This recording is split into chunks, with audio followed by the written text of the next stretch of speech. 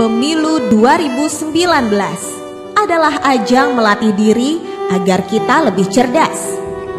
Sadar bahwa kita punya hak suara daripada golput yang jelas-jelas tidak akan bermakna apa-apa.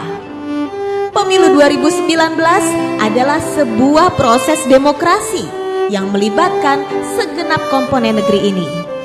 Kitalah yang menentukan siapa presiden kita dan siapa saja anggota dewan kita.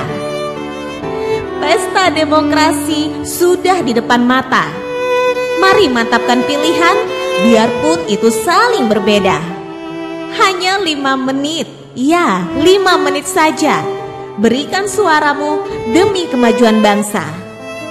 Coblos 5 kertas suara dalam 5 warna dan buktikan kecintaanmu pada Indonesia Raya.